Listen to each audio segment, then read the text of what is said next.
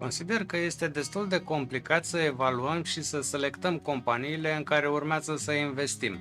Dacă ne uităm pe platforma brokerului XTB, la orice companie o să ne ofere, pe lângă informațiile de bază, și factorii cheie despre companie. Am creat playlistul Evaluarea companiilor, special pentru a înțelege fiecare termen pe care este nevoie să îl știm. Materialul de astăzi este despre marja de profit net, un indicator financiar care ne arată cât de eficientă este o companie în a genera profit din veniturile sale totale. Cu alte cuvinte, ne spune ce procent din fiecare leu încasat de companie rămâne ca profit după ce toate cheltuielile au fost acoperite. De asemenea, voi compara Verizon cu AT&T pentru a înțelege mai bine acest indicator. Vă salut! Sunt Cătălin Iamandi și mă ocup cu grafică și investiții. Aș vrea să vă cunosc mai bine. Cât timp rulează intro, vă rog să-mi lăsați un comentariu. În ce preferați să investiți? Acțiuni individuale, ETF-uri, cripto, fonduri mutuale sau titluri de stat?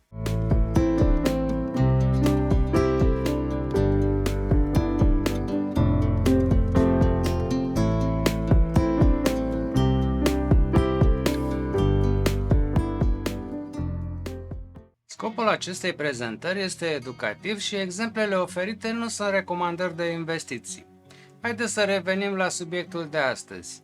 Marja de profit net este un indicator financiar esențial pentru evaluarea performanței unei companii.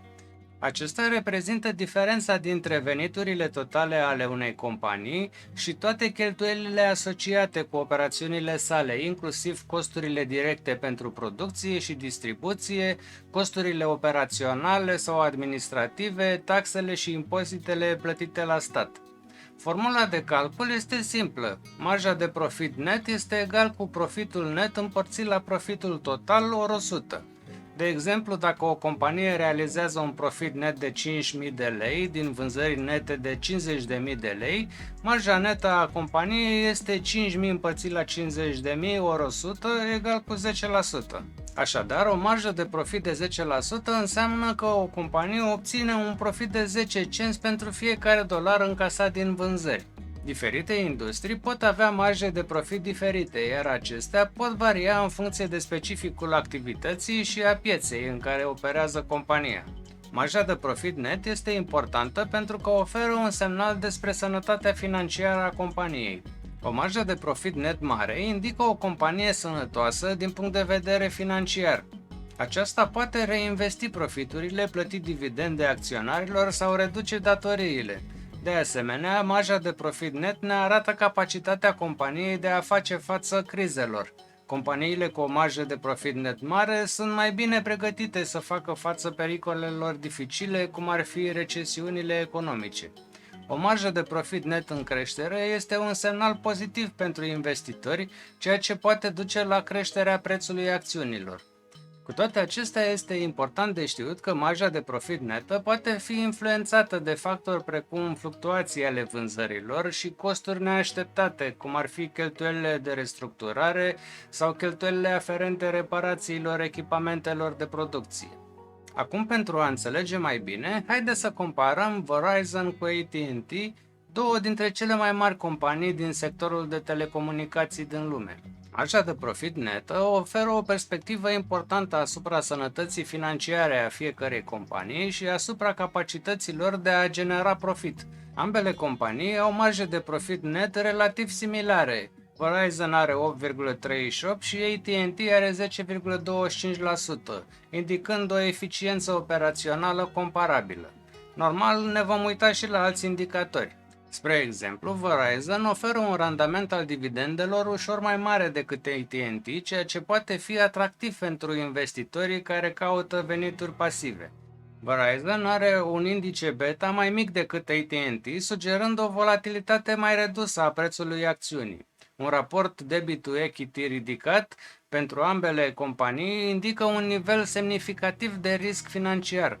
O creștere a costului finanțării sau o încetinire economică ar putea pune presiune asupra capacităților de a-și servi datoriile. Pentru o analiză completă ar trebui să se ia în considerare și alți factori precum calitatea activelor. Tipul și vârsta activelor companiei, de exemplu rețelele de telecomunicații, pot afecta capacitatea de a genera venituri pe termen lung. De asemenea, intensitatea concurenței pe piața telecomunicațiilor poate influența profitabilitatea și creșterea companiilor. Bineînțeles, schimbările în reglementările guvernamentale pot avea un impact semnificativ asupra industriei telecomunicațiilor. Evoluția generală a industriei telecomunicațiilor, de exemplu a rețelelor 5G, pot afecta performanța companiilor. Analiza este doar o comparație generală și nu trebuie considerată un sfat de investiție. Această prezentare este un rezumat concis și oferă direcții de studiu pentru cei care doresc să aprofundeze subiectul. Am înființat un grup pe Facebook unde îmi face plăcere să vă invit pentru idei și discuții. Este numit Cercul Prosperității Financiare. Aveți linkul în descrierea materialului. Voi continua să postez 2 analize și un material educativ ca acesta în fiecare săptămână. Ca de obicei, mulțumesc frumos tuturor și vă rog să vă abonați dacă nu ați făcut-o deja pentru a nu pierde videoclipurile viitoare. Apăsați butonul de like dacă ați urmărit până aici videoclipul și vă rog să distribuiți acest material. Activați clopoțelul pentru a fi notificați atunci când postez un episod nou. Vă încurajez să vă înscrieți în baza de date pentru a primi pe mail update-uri. Linkul este în descriere sau puteți scana acest cod QR care apare pe ecran. În continuare, vă invit să vedeți acest episod despre ce este raportul EV/EBITDA și cum putem compara companiile ținând cont de el.